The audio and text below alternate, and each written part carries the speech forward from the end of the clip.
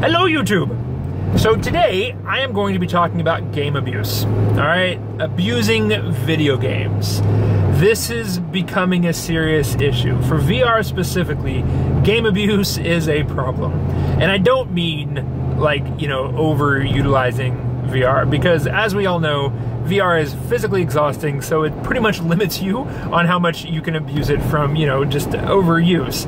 What I mean is by ruining a game, by abusing loopholes or cheats or whatever you want to call it, anytime that you do something in the game that is either by design not supposed to happen, or that it is by design and it just kind of ruins it. I've gotten a few comments on Sword Fighter VR, okay, the most recently, and this also like a few other games that have had this issue in the past, where people don't enjoy them because it's too easy for them to do something.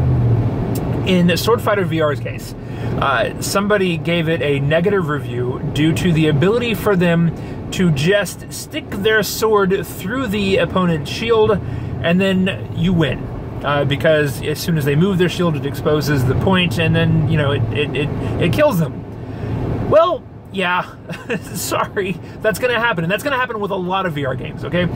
Developers already have to deal with so much in terms of expecting what the player is going to be doing, and they're going to miss things, okay? It is going to be incredibly difficult for VR developers to completely exploit-proof their games.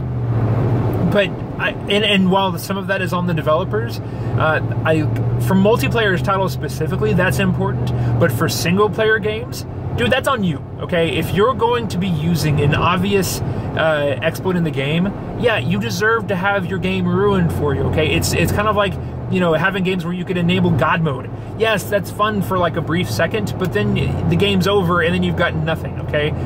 Most of us have learned a long time ago that cheating is only fun for a brief amount of time. And that is going to be an issue for VR games because they can't foresee every way that a player is going to cheat in their game. So my advice to you is just don't. I have a tremendous amount of fun in these games. Swordmaster VR is one of them, and I have so much fun because I don't focus on those issues. Yeah, if I swing my sword or if I try to block and the guy's sword goes through my sword, okay, that kind of breaks the immersion a little bit, but I move on and I just enjoy the game and I have fun. I pretend while I'm playing games, okay? Not to the level of like role-playing, but I completely indulge in make-believe whenever I'm playing these things. I have no problem with that. VR, I play VR for fun, right? I don't play it to have, you know, martial combat training with how to use swords. As cool as that would be, and if that ever happens, I probably would do it. That's not why I'm currently playing Swordmaster VR. That is not it. That is not my use case. So if that is for you, then you're doing it wrong. Okay, wait for a combat simulator that actually has physics where, you know, you hit something and the sword respawns in the real world too. That's the only way that you're going to have a game that lives up to your standards if that's the way you play it. Okay, so have some fun with these games. Don't try to take them incredibly seriously and give them a little bit of slack. And I'm not saying that, you know, games should just be rated like 10 points higher just because they are VR. If a game is able to have fun with just a little bit of a, you know, mental shift in terms of just pretending, then have fun with it. Enjoy the games. Don't go after them so seriously. Anyway, that's the end of that rant.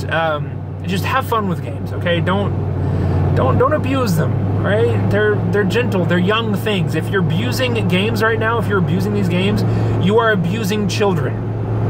Yeah, don't be a game child abuser.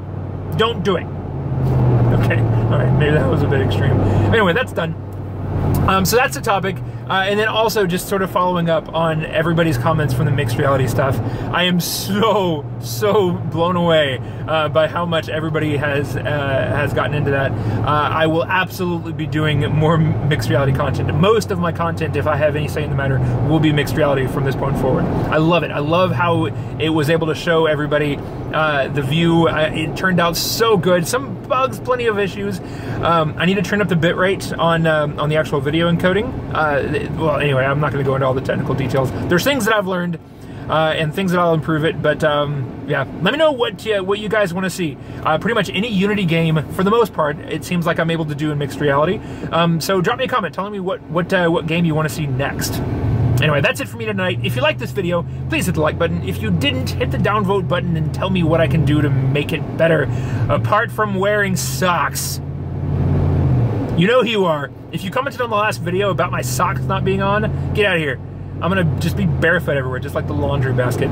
Anyway, true story on that. The socks are actually better off because the white socks that I have, the green bleeds into it, and so whenever I key out the green screen, some of my socks go with it. But anyway, more technical details. But anyway, if you want to see more of these videos, hit the subscribe, and I'll see you all in the next video. Bye-bye.